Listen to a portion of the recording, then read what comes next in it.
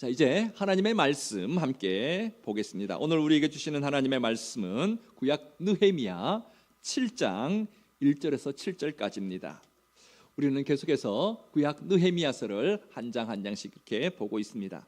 오늘은 구약 느헤미야 7장 1절에서 7절까지인데요. 제가 가지고 있는 성경은 구약 성경 734페이지에 있습니다. 구약 734페이지쯤에 있습니다. 저와 여러분 한 절씩 서로 교독해서 읽고 마지막 7절은 합독해서 읽겠습니다. 자, 제가 먼저 느헤미야 7장 1절 읽습니다. 성벽이 건축됨에 문짝을 달고 문지기와 노래하는 자들과 레위 사람들을 세운 후에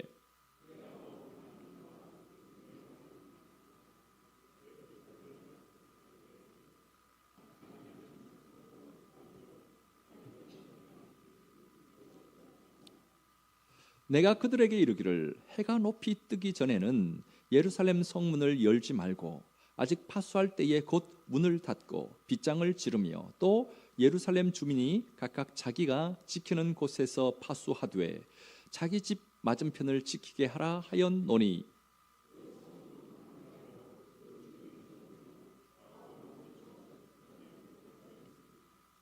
내 하나님이 내 마음을 감동하사 귀족들과 민장들과 백성을 모아 그 계보대로 등록하게 하심으로 내가 처음으로 돌아온 자의 계보를 얻었는데 거기에 기록된 것을 보면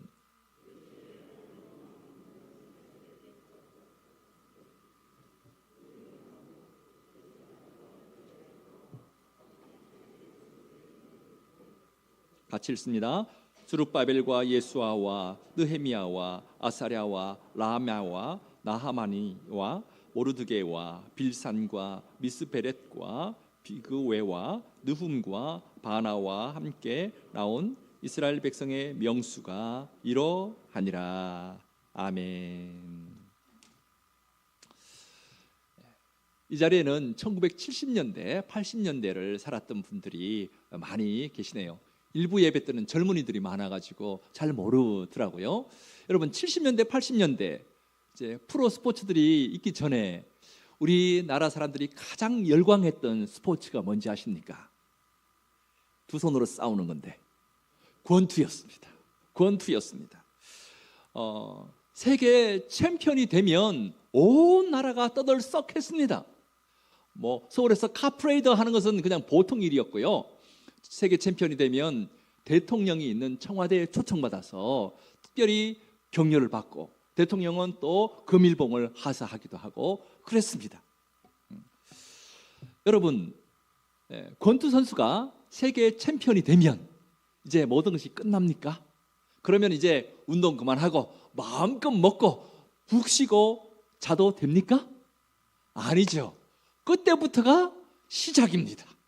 왜냐하면 이 챔피언 자리를 지키는 것이 더 어렵기 때문입니다. 이제 세계 챔피언이 되면 세계에 있는 강자들이 다 이 챔피언과 싸우기 위해서 몰려듭니다. 그 강자들을 이겨내려고 하면 더 열심히 운동하고 더 열심히 훈련해야 되는 거죠. 자, 지금 몇 주에 걸쳐서 느헤미야서를 보고 있는데 느헤미야가 예루살렘에 온 주 목적 중에 하나가 성벽 공사를 하는 것이었습니다. 성벽 공사가 이 느헤미야의 탁월한 지도력, 리더십과 또한 하나님의 은혜로 더불어서 52일 만에 공사가 다 끝났습니다. 자, 그러면 이제부터 성벽 공사가 다 되었기 때문에 이제는 뭐 편안하게 쉬면 됩니까? 아니에요.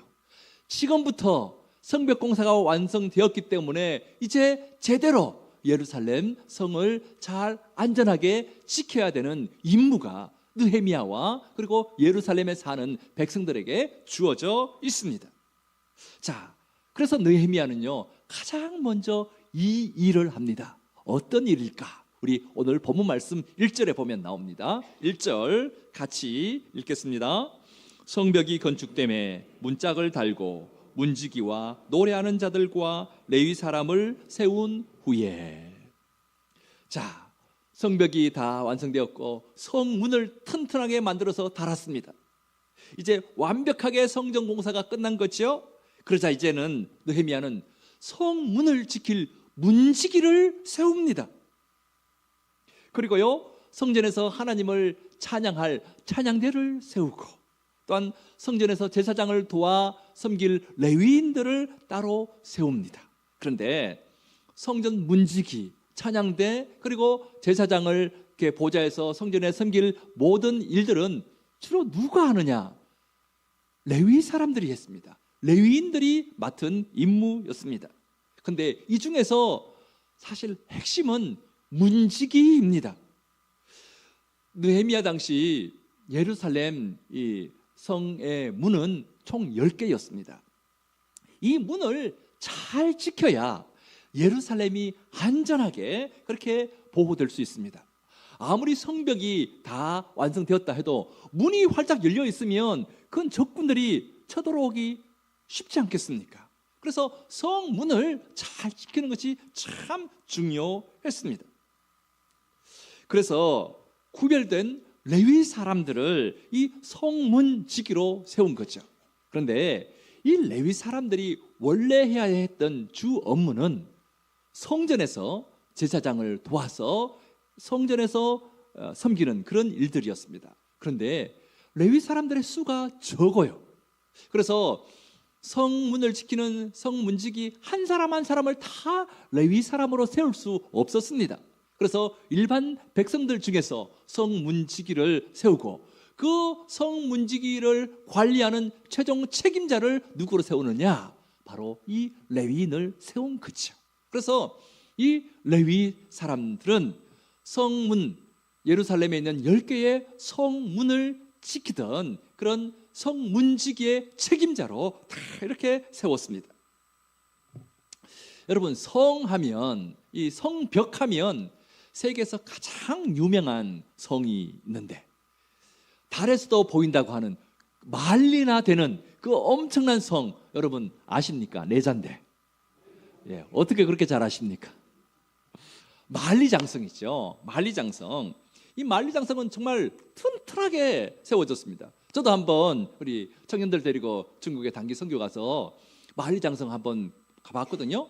근데 성벽이 굉장히 두껍더라고요. 그래서 그 성벽 위로 마차가 지나갈 수 있을 정도로 아주 넓고 아주 높게 그렇게 튼튼하게 만들어졌습니다. 이 만리장성은요, 북쪽에 있는 이 유목민들이 중국 제국에 쳐들어올 때 그것을 방어하기 위해서 만든 그런 긴 성입니다. 성벽입니다. 그런데 튼튼하게 세워져서 도저히 뚫리지 않을 것 같은 이 만리장성이요, 몇 번 뚫린 적이 있습니다. 언젠지 아십니까? 자, 이렇게 뚫린 이유가요, 누가 성벽을 파괴하고 들어온 것이 아니었습니다. 부실공사나 자연재해로 무너진 것도 아니었습니다. 성문을 지키는 문지기들이 뇌물을 받고 그 문을 열어주었어. 그래서 뚫린 것이죠. 여러분, 아무리 성벽을 튼튼하게 세워놔도 성문을 제대로 지키지 못하면 아무런 소용이 없습니다. 그래서 이 성문지기는요, 굉장히 중요합니다. 아무리 강조해도 지나치지 않을 만큼 성문지기들은 중요해요. 자, 이 문지기들에게 필요한 것이 무엇입니까? 적들이 아무리 뇌물을 준다 해도 나의 임무는 이 성을 든든하게 지켜내는 것이야 하고, 아무리 많은 황금 보화를 갖다 준다 해도 그것을 뿌리치고 자기 할 일을 다 할 수 있는 충성심, 이것이 문지기들에게는 반드시 필요합니다. 그래서요, 느헤미야는 성문을 달고 제일 먼저 문지기부터 세운 것입니다. 그런데 이 모든 것을 느헤미야가 다 관할을 할 수가 없습니다. 느헤미야는 지금 예루살렘뿐만 아니라 유다 전체에 총독으로 와 있기 때문에 할 일이 너무 많아요. 그래서 이 새로운 이스라엘의 그 수도로 세워진, 성벽이 다 세워진 예루살렘을 지도할 그런 지도자를 세워야 되겠다라고 생각을 합니다. 2절에 보면 그 지도자가 누군지 나옵니다. 자, 2절 말씀도 우리 함께 같이 읽겠습니다. 내 아우 하나니와 영문에 관한 하나냐가 함께 예루살렘을 다스리게 하였는데 하나냐는 충성스러운 사람이요 하나님을 경외함이 무리 중에 뛰어난 자라. 느헤미야는 심사숙고 끝에 두 사람을 이 예루살렘을 이끌어갈 그런 지도자로 세웁니다. 한 사람은 자기의 친동생 하나니였고 다른 한 사람은 영문의 관원이었던 하나냐였습니다. 이름도 비슷합니다. 하나니, 하나냐. 이 두 사람을 세웁니다. 여러분, 이 느헤미야는요, 사람을 보는 눈이 보통 까다로운 사람이 아닙니다. 그런데 어떤 기준에 의해서 이 예루살렘을 이끌어갈 최고 행정 관료로 이 두 사람을 세운 걸까요? 자, 먼저 왜 느헤미야는 자기의 친동생 하나니를 그 높은 자리에 앉혔을까요? 여러분, 자기 친동생을 그렇게 높은 자리에 앉히면 요즘 같으면 아니 낙하산 인사니 뭐 친인척 특혜니 그런 말이 당장 나올 텐데 그때라고 그런 말이 없었을까요? 분명히 있었을 거예요. 그런데 왜 공과 사가 분명한 이 느헤미야가 자기 동생을 그렇게 예루살렘을 이끄는 지도자로 세웠을까요? 그러면 이 느헤미야의 동생 하나니가 어떤 사람인가 한번 살펴보면 그 답이 나올 것 같습니다. 이 하나니는 느헤미야처럼 페르시아에서 나고 자랐습니다. 자기의 조상들이 예루살렘에 살다가 예루살렘이 망하면서 포로로 바벨론으로 끌려가서 거기서 나고 자란 사람입니다. 그런데 하나님을 사랑하고 자기 민족인 이스라엘을 사랑해서 그 페르시아에서의 안정된 삶을 내려놓고 예루살렘으로 돌아온 사람이 바로 이 하나니였습니다. 아마 BC 458년에 에스라가 중심이 되어서 돌아왔던 제2차 귀환 때에 이 포로 귀환 때에 돌아온 것으로 생각이 됩니다. 그런데 그는 예루살렘에서 약 1500km나 되는 이 페르시아의 왕궁에 자기 형을 찾아왔습니다. 이 형 느헤미야는 페르시아 제국의 아주 높은 관원으로 있었죠. 이 왕의 신임을 받는 그런 사람으로 재직하고 있었는데 그 형을 찾아와서 예루살렘에서 일어나고 있는 안타까운 일들을 하나하나 이야기합니다. 그 이야기를 들은 느헤미야가 예루살렘으로 올 결심을 하게 됐죠. 자, 여러분, 이 하나니는 고위직에서 평생 먹고 살 걱정이 없었던 이 형을 왜 예루살렘으로 돌아오게끔 했을까요? 자기나 자기 형의 이 무사 안녕보다는 이스라엘을 사랑하는 마음이 더 컸기 때문입니다. 그는 자기 형과 함께 예루살렘에 돌아와서 성벽 재건 공사에 최선을 다해서 일했습니다. 이것으로 보면 이 하나님은 나라를 사랑하는 애국심뿐만 아니라 하나님께 충성하는 충성심이 대단한 사람이다 하는 것을 알 수 있습니다. 느헤미야는요, 하나니가 자기 동생이기 때문에 그냥 뽑은 것이 아니었습니다. 충분한 자질을 갖추고 있었기 때문입니다. 칭찬할 만한 덕목이 많지만 성경에는 자세히 기록하지 않아요. 기록하지 않고 있습니다. 자기의 동생이니까 그냥 건너뜁니다. 그런데 두 번째 지도자로 세웠던 이 하나냐에 대해서는 자세하게 설명합니다. 하나냐는 어떤 사람이라고 말합니까? 우리가 2절에 읽었죠? 영문의 관원이라고 합니다. 영문은요, 예루살렘 성전 북쪽에 있었던 망대를 말합니다. 학자들은 이 영문은 하나넬 망대를 포함한 이 북쪽 요새 지역이다라고 그렇게 추측합니다. 이 망대는 예루살렘 성전 바로 앞에 있기 때문에 굉장히 중요한 그런 지역이었습니다. 이곳을 관리하는 파수꾼의 책임자가 바로 이 하나냐였습니다. 느헤미야였던 거죠. 느헤미야는 예루살렘 성벽 공사를 하면서 이 하나냐가 눈에 띄는 것을 보았습니다. 자기에게 주어진 일을 성실하고 탁월하게 잘 해내는 것을 보았습니다. 그래서요, 느헤미야의 눈에 쏙 들었던 것 같아요. 그래서 그를 이렇게 평가합니다. 2절을 보면 충성스러운 사람이요 하나님을 경외함이 무리 중에 뛰어난 자다, 그렇게 말합니다. 여기서 충성되다 하는 히브리어 원문은 에메트라는 단어인데, 에메트는 성실하다, 신실하다, 신뢰하다 하는 그런 뜻입니다. 그는 하나님 앞에서 성실하고 신실하고 믿을만한 사람이었습니다. 이 모든 것을 한마디로 충성스럽다라고 느헤미야는 표현합니다. 그리고 또 한 가지, 그는 하나님을 경외하는 사람이었습니다. 하나님을 경외한다 하는 것은 하나님을 두려워한다 하는 뜻입니다. 이 하나냐는 사람들을 두려워하지 않았습니다. 사람보다는 하나님을 더 두려워하고 하나님을 먼저 생각하는 그런 사람이었습니다. 이런 자질의 사람이니까 느헤미야가 이 하나냐를 예루살렘을 이끌어가는 이 특별한 두 사람 중에 한 사람으로 뽑은 것이죠. 사랑하는 여러분, 이 느헤미야가 사람을 세워 일을 맡기는 것을 보십시오. 그는 행정력이 뛰어나거나 전투력이 뛰어난 그런 사람을 뽑지 않습니다.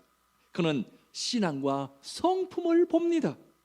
하나님 앞에서 충성된 사람, 그 사람을 뽑아서 세웁니다. 자, 이것을 볼 때 하나님께 쓰임받는 사람은 어떤 사람일까요? 어떤 많이 배운 사람, 그 사람은 무조건 하나님께서 들어쓰실까요? 아닙니다. 어떤 탁월한 능력만 있다고 하나님께서 들어쓰실까요? 아닙니다.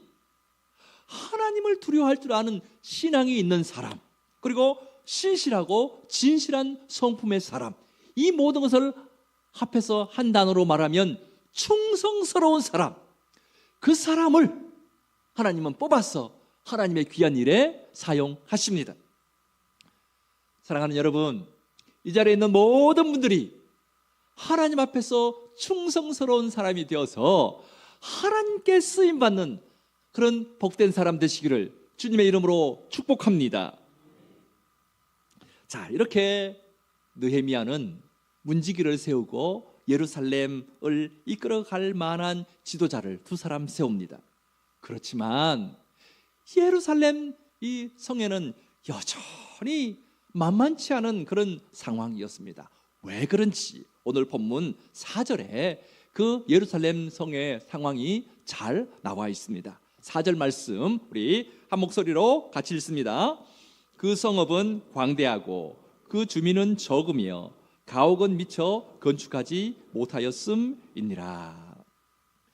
자, 느헤미야 당시 예루살렘 성의 길이가 약 4km 정도 되었습니다. 그 이후에 사람들은 더 넓게 이렇게 성을 더 넓게 개척하고 그렇게 성벽을 세웠습니다만, 느헤미야 당시에 그 예루살렘 성의 지도를 보면 길쭉하게 그렇게 되어 있는데 그 전체의 둘레의 길이가 약 4km, 10리 정도 되었습니다.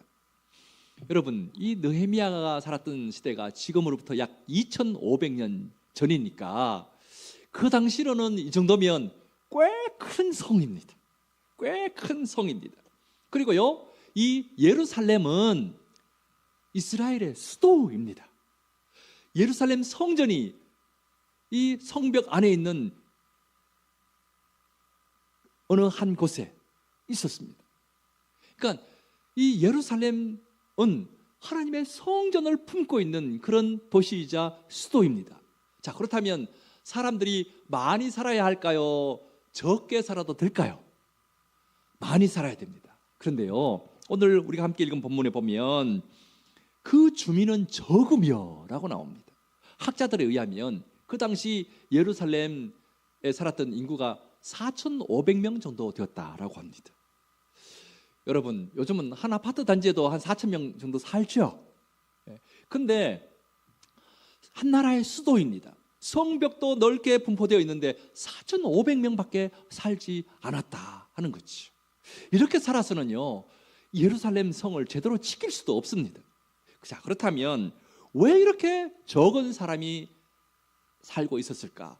예루살렘 성이라면 최소한 몇만 명은 살아야 되지 않겠습니까? 그런데 사람이 이렇게 적을 수밖에 없었던 이유가 있었습니다.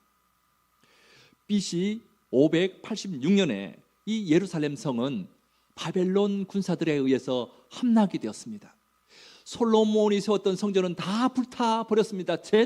재가 되고 말았습니다. 예루살렘 성벽도 다 무너졌습니다.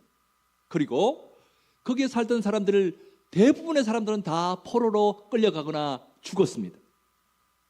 그런데 이로부터 약 50년 후인 BC 537년 그쯤에 스룹바벨을 중심으로 한 이 바벨론의 포로로 끌려갔던 사람들 5만 명 정도가 돌아옵니다. 고레스의 칙령에 의해서, 페르시아 왕이었던 고레스가 포로민들은 이제 다시 자기 나라로 돌아가도 좋다라고 말함으로써 이 이스라엘 사람 5만 명이 돌아옵니다. 그런데요, 예루살렘에 돌아와 보니까 어떻습니까? 성전도 불타 없어졌고 성벽도 다 무너져 있습니다. 그러니까 이 치안이 제대로 보장이 될까요? 불안할까요? 불안하기 짝이 없는 겁니다. 그래서 원래 예루살렘에 살아야 될 사람들도 그곳에 살지 않고 지방으로 가서 치안을 안전하게 그렇게 지켜줄 수 있는 그런 성이 있는 그곳에 가서 살게 된 것입니다. 그리고 5만 명이 돌아왔지만 그 중에는 자기의 조상들이 예루살렘에 살았던 사람이 아니라 지방 각 도시에 살았던 그런 후손들이 많았습니다. 그 사람들은 하나님으로부터 자기 조상들이 받은 기업이, 그 땅이 거기 있으니까 돌아올 때부터 예루살렘이 아니라 그곳에서 살았거든요. 그런 사람들 빠지고 예루살렘에서 살았던 사람들의 후손이 예루살렘에 와보니까 치안이 너무 불안정한 겁니다. 그래서 예루살렘에 살지 않고 또 다른 지방으로, 안전한 지방으로 가버리고 하니까 예루살렘에는 4,500명 정도밖에 남지 않았던 거지요. 자, 이 인구가 가지고는요, 예루살렘 성을 잘 지킬 수가 없습니다. 그래서 느헤미야가 고심합니다. 어떻게 하면 이 예루살렘의 사람들이 더 많이 와서 살게 할 수 있을까라고 고민하다가 특별한 것을 얻게 되었습니다. 그게 뭐냐 하면, 느헤미야가 예루살렘에 오기 전 약 90년 전에 먼저 와 있던, 1차로 와 있던 그 포로민들, 귀환민들 5만여 명이 어디서 거하고 있고 가족이 어떻다라고 적어놓은 가족별 등록부를 얻게 된 것입니다. 그리고 그때 이스라엘로 돌아온 이 5만 명의 사람들이 어디에 살고 있는지를 살펴봅니다. 그 사람들 중에 당연히 예루살렘에 살아야 되는데 지방에서 살고 있는 그 사람들을 권면해서 이제 예루살렘 성벽이 다 지어졌다, 문도 튼튼하게 그렇게 달아놨다, 그러니 예루살렘에서 와서 사십시다 하고 권면하고자 한 것이, 그러면 예루살렘에 사는 사람들이 더 많아질 것이기 때문입니다. 자, 오늘 본문 6절부터는 이 느헤미야가 예루살렘에 오기 전 90여 년 전에 BC 538년 그 경에 바벨론으로 돌아왔던 1차 포로 귀환자들의 명단이 계속해서 나옵니다. 자, 거기 보면 39절부터 42절까지는요 제사장들의 명단이 나와요. 이 제사장들은요 굉장히 많이 돌아옵니다. 제사장들 수를 다 합해 보니까 4,289명입니다. 전체 귀환자들이 5만여 명 되는데 그 중에 한 10분의 1이 제사장들이에요. 굉장히 많이 돌아온 겁니다. 여러분, 이스라엘에서요 가장 우대받는 사람들이 누군지 아십니까? 제사장들입니다. 그러니까 바벨론에 포로로 살기보다는 고국 이스라엘로 가자, 거기 가서 제사장이면 우대받고 그렇게 살 수 있으니까 가자 해서 많이 온 것 같습니다. 자, 반면에 43절부터 나오는 레위 사람들의 수는 참 적습니다.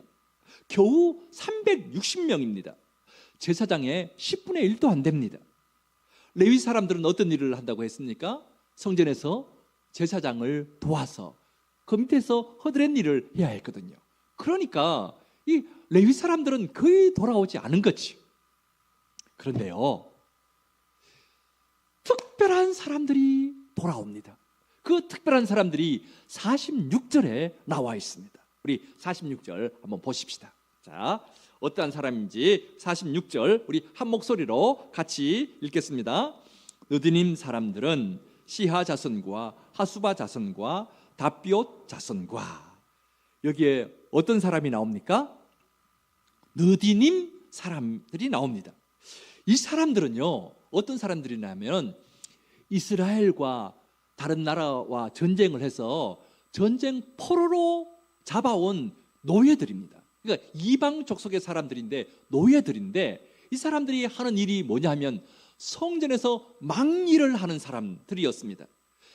성전에서 주요 임무는 제사장이 하고, 그 밑에 레위 사람들이 그 제사장을 돕고, 그 밑에서 레위 사람들 그 밑에서 온갖 허드렛 일을 하는 그 일들을 이 느디님 사람들이 했습니다.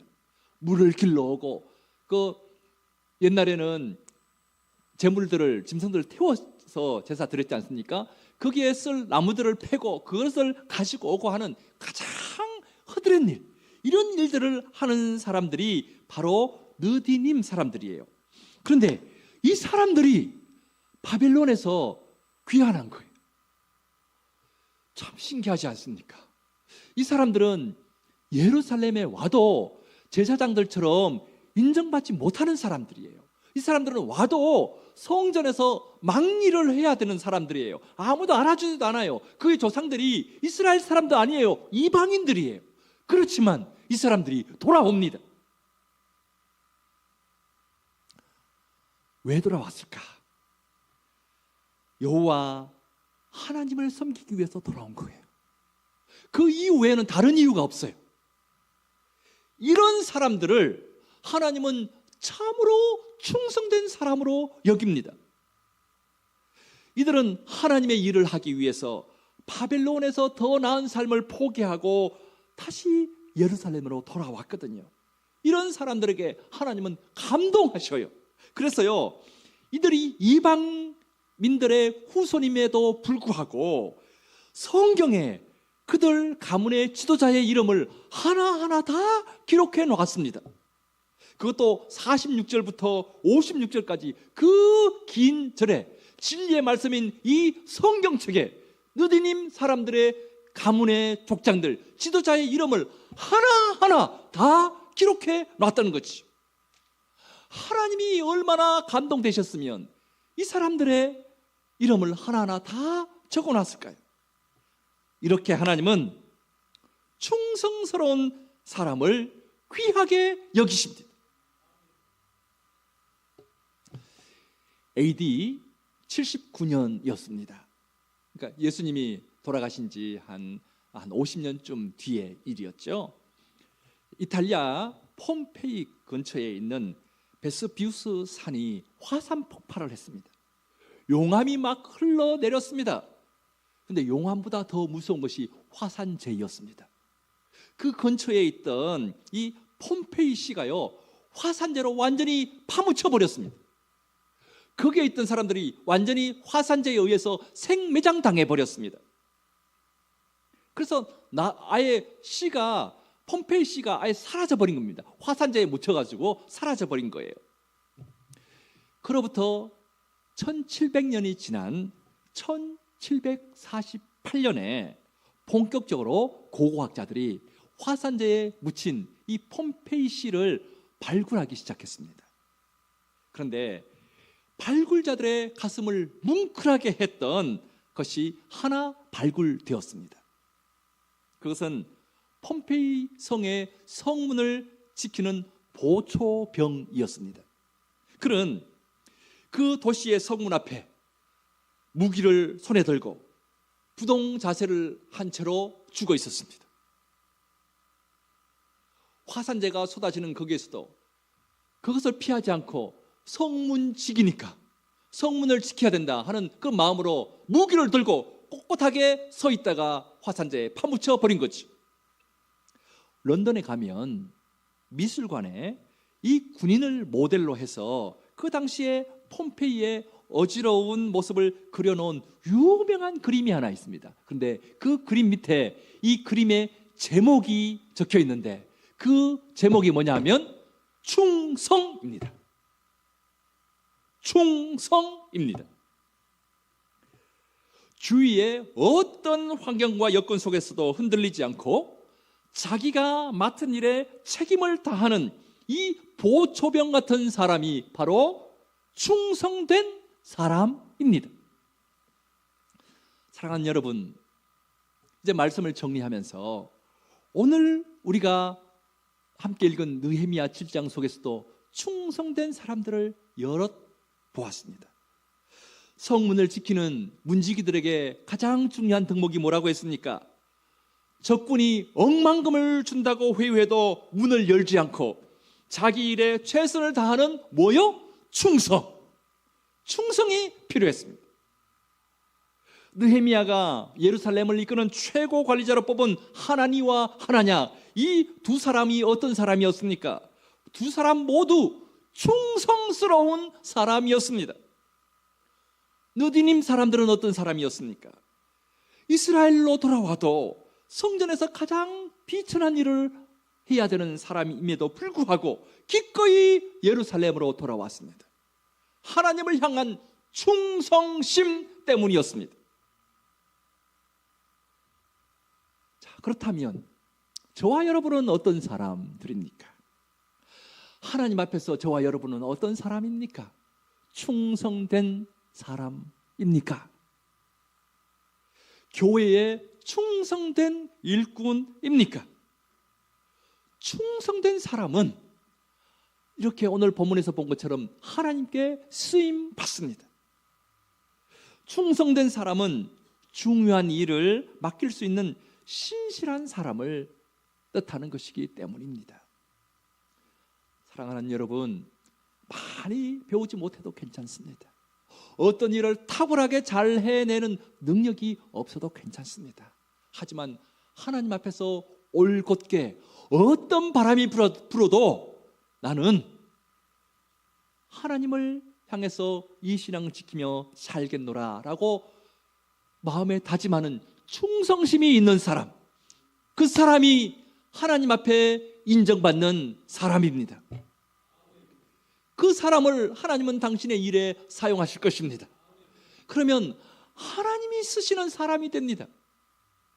여러분, 하나님의 손에 붙들린 사람이 되면 우리의 인생이 가장 행복한 인생, 가장 고귀한 인생, 가장 가치 있는 인생이 됩니다. 한평생 살다가 한 번은 갈 인생 아닙니까? 우리 남은 인생 하나님 앞에 충성된 모습으로 살아가시기를 주님의 이름으로 축복합니다. 다 같이 일어서십시다.